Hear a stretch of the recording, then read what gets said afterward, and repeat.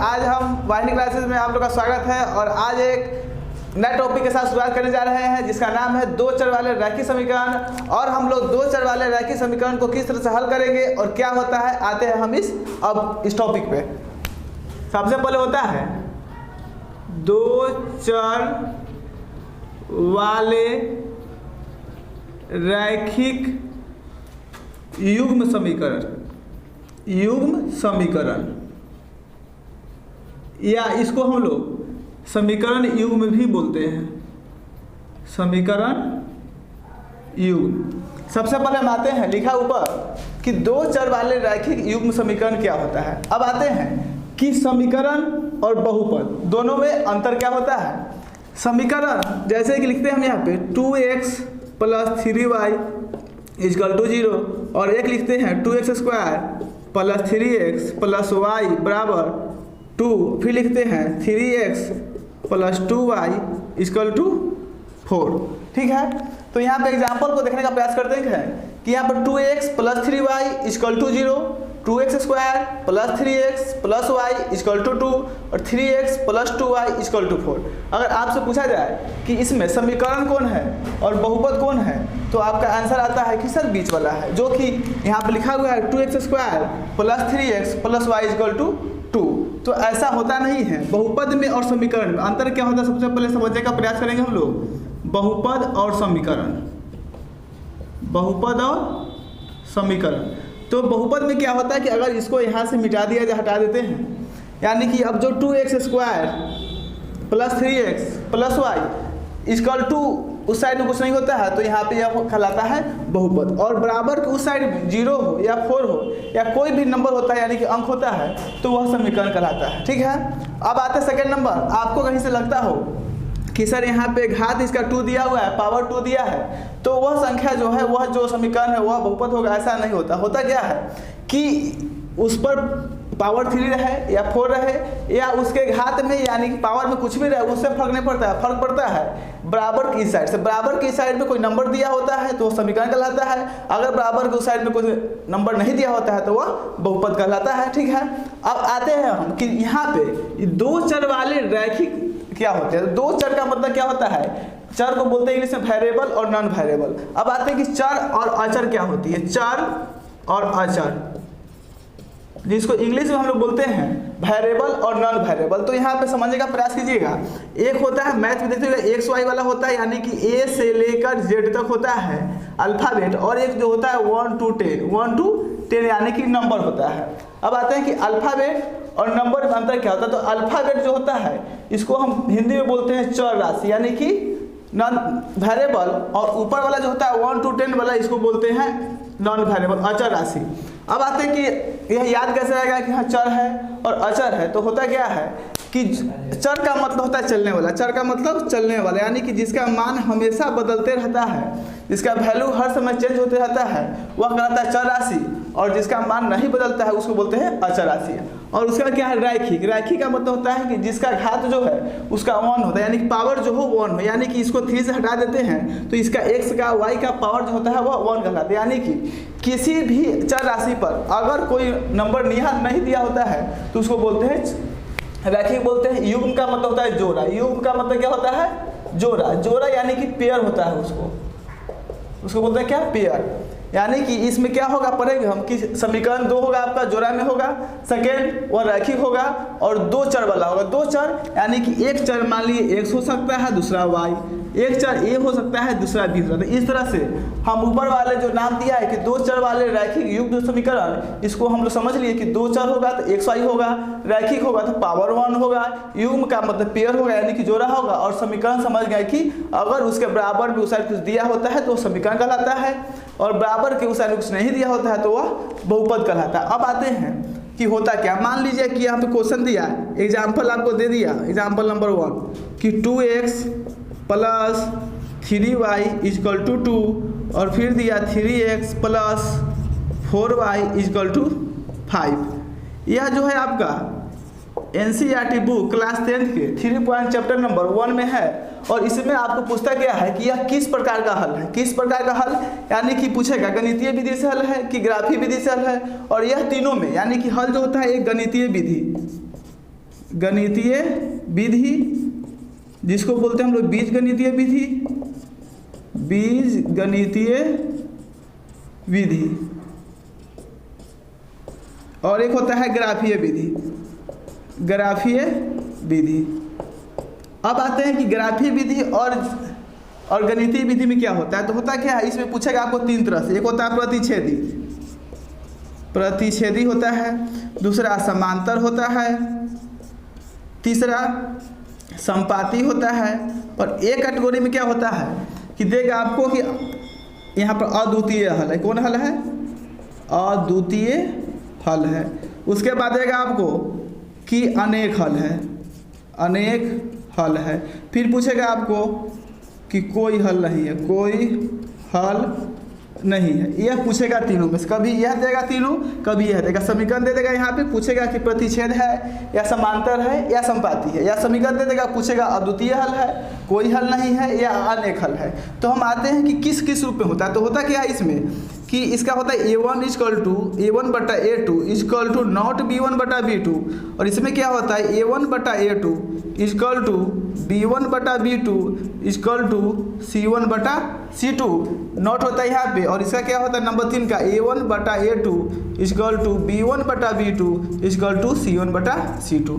तो सबसे पहले इसको याद करना जरूरी होता है। क्या होता है बच्चों कि इसको याद करना जरूरी होता है। अगर मान लीजिए कि आपसे याद नहीं होता है तो इस वीडियो में लास्ट बनाए रखें, जिससे आपको याद करने का तरीका अभी तुरंत बताया जाएगा। अब आते हैं कि सर A1 और A2 होता क्या है, B1 B2 होता क्या है, और यह कहाँ से आता है।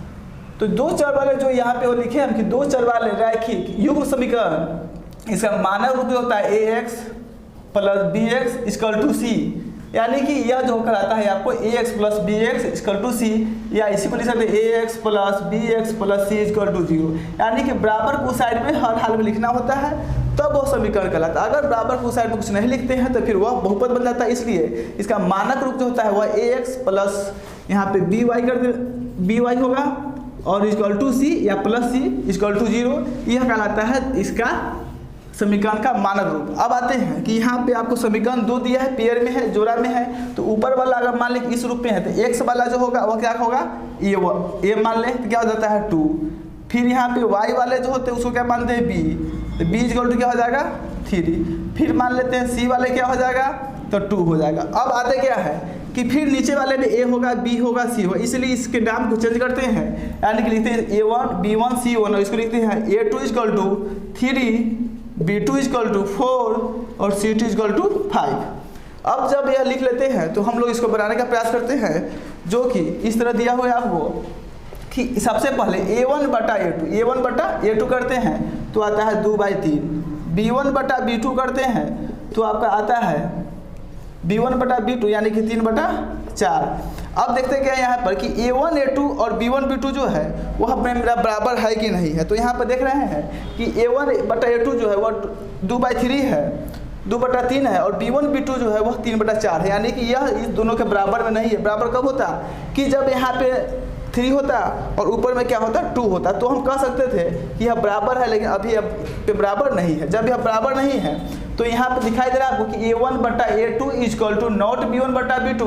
अगर इस रूप में पूछता है तो प्रतिच्छेद होगा, अगर इस रूप में पूछता है तो अद्वितीय हल होता है। लेकिन हम आते हैं कि सर यह याद कैसे होता है। तो याद कैसे होता है उसके लिए सबसे पहले आप देखेंगे बोर्ड पे कि यहाँ पे देखिए नंबर 1 है, नंबर 2 है, तो दोनों तो है लेकिन 2 है नहीं। क्या है यहाँ पे नंबर 1 है और 2 है, 1 और 2 यह लेकिन बराबर में है नहीं। और जब आप पढ़िएगा 9th क्लास में कि जब दो समांतर रेखा पर एक तिर्यक रेखा काटती है तो उसको बोलते हैं प्रतिच्छेद करना। यानी प्रतिच्छेद करने का नियम क्या होता है कि जब दो समांतर रेखा एक तिर्यक रेखा काटती है उसको तो वह क्या होता है प्रतिच्छेद करना, यानी कि जब ऐसा वाला आएगा देखने में तो क्या होगा प्रतिच्छेद होगा। दूसरा क्या दिया हुआ है अद्वितीय, यानी कि दो नहीं है, जिसके समान कोई दूसरा न हो उसको हम लोग क्या बोलते हैं अद्वितीय, यानी कि यह वाला क्या है अद्वितीय है। नंबर ये तो हो गया पहला, यानी कि इसके सामने हम क्या लिख सकते हैं कि यह क्या है प्रतिच्छेद है, प्रतिच्छेद है और अद्वितीय हल। कौन हल है अद्वितीय हल है। नंबर 3 देखिए अगर यहाँ पे बराबर आ जाता यानी कि किसी भी प्रकार से करने पर यहाँ अगर 2/3 आता, क्या आता यहाँ पे सर अगर बराबर आता क्या करते हैं, जब बराबर आता तो हम आगे C1 C2 निकालने का प्रयास करेंगे, यानी कि C1 बटा C2। अब देखिए क्या कि C1 C2 कहाँ है, तो C1 यहाँ पे है, C2 कहाँ है, यहाँ पे, यानी कि 2/5। अब देखिए कि A1 बटा A2 और B1 बटा B2 दोनों बराबर है, बट C1 बटा C2 ये दोनों के बराबर में नहीं है। जब बराबर नहीं है तो क्या होता है, यहाँ पे जो दिया है लिखा हुआ है आपका कि A1 बटा इक्वल टू B1 बटा B2 equal to not C1 बटा C2, यानी कि क्या हो जाएगा, समांतर। क्या कहलाएगा यहाँ पे, ये कहलाता है आपका समांतर में आ जाता है। कब, जब दो बराबर होता है, यानी कि A1 बटा A2 इक्वल टू B1 बटा B2 और इक्वल टू नॉट C1 बटा C2, तो क्या होता है यहाँ पे आपका कहलाता है समांतर। यानी कि यहाँ पे लिख सकते हैं हम A1 बटा A2 इक्वल टू B1 बटा B2 equal to not C1 बटा C2, ये क्या होता है यहाँ पे समांतर। समांतर के साथ साथ अगर इस तीनों में से पूछता है कि आपका अद्वितीय हल है, कोई हल नहीं है, अनेक हल है, तो यहाँ पे क्या लिखते हैं, देखिए समांतर के सामने क्या लिखा हुआ है, कोई हल नहीं है। क्या है यहाँ पे, कोई हल नहीं है, कोई हल नहीं है, कोई हल नहीं है। अगर सर यहाँ पे C1 C2 बराबर आता तो क्या करते, तो बराबर होने के लिए क्या होता है कि नीचे में क्या होता है आपको 3 होता है। जब नीचे में 3 होता है यानी कि C1 बटा C2, अब देखते हैं कि A1 बटा A2 2/3, B1 बटा B2 2/3 और C1 बटा C2 2/3, यानी कि तीनों क्या है, बराबर है। जब तीनों बराबर है तो देखेंगे यहाँ पे A1 बटा A2 इक्वल टू B1 बटा B2 इक्वल टू C1 बटा C2। जब यह तीनों होता है तो देखिए क्या लिखा है यहाँ पे, संपाती लिखा हुआ, क्या लिखा हुआ है, संपाती। तो इसको हटा सकते हैं हम लोग और यहाँ पे इसको मिटा के फिर क्या लिखेंगे यहाँ पे बराबर, और क्या होता है यहाँ पे संपाती कहलाता है। क्या कहलाता है, संपाती कहलाता है। अगर इस तीनों से पूछता है कि अद्वितीय हल है, कि कोई हल नहीं है और अनेक हल है, तो यहाँ पे लिखते हैं क्या हम, अनेक हल है, अनेक हल है। अब आते हैं यहाँ, तो हम तीनों टॉपिक पे बना लिए कि जब प्रतिच्छेद हो, जब समांतर हो, जब संपाती हो, या अद्वितीय हल कब होगा, कोई हल नहीं होगा, और अनेक हल होता है कब, यह हम लोग इसको समझ लिए एग्जाम्पल के द्वारा। अब आते हैं कि इसको याद करने का क्रिया ठीक है, और इसके साथ साथ एक दो और बचा हुआ है, दो भी बताया जाएगा। अब देखिए यहाँ पे पहला क्या है, A1 बटा A2 equal to not B1 बटा B2, यानी कि जब A1 बटा A2 equal to not B1 बटा B2, यानी क्या होता है, अद्वितीय, यानी कि दो है बट वह दो समान है नहीं, इसलिए अद्वितीय, जिसके समान दूसरा ना हो उसको बोलते हैं अद्वितीय। दूसरा क्या है, A1 बटा A2 इक्वल टू B1 बटा B2 equal to not C1 बटा C2, यानी कि जब C1 बटा C2 तो निकालते कब है कि जब A1 बटा A2 और B1 बटा B2 बराबर आएगा तब C1 C2 निकालेंगे। अगर बराबर नहीं आता है तो C1 C2 निकालने की जरूरत नहीं होती है, और काम जो होगा वह आपका वहीं पे समाप्त हो जाता है। अगर C1 C2 निकालते हैं तो दो सिचुएशन होगा।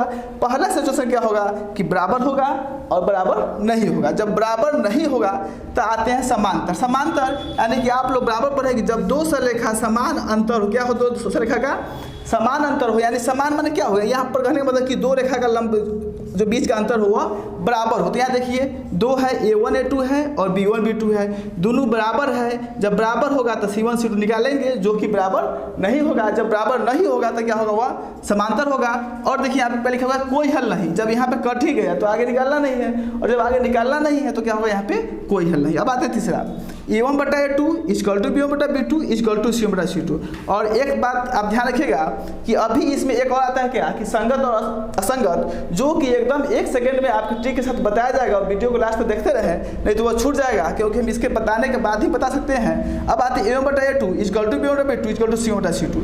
जब दो से ज़्यादा कोई चीज़ होता है तो उसको क्या बोलते हैं, अनेक। और यानी कि अनेक यानी कि अनेक हल, पहला चीज़।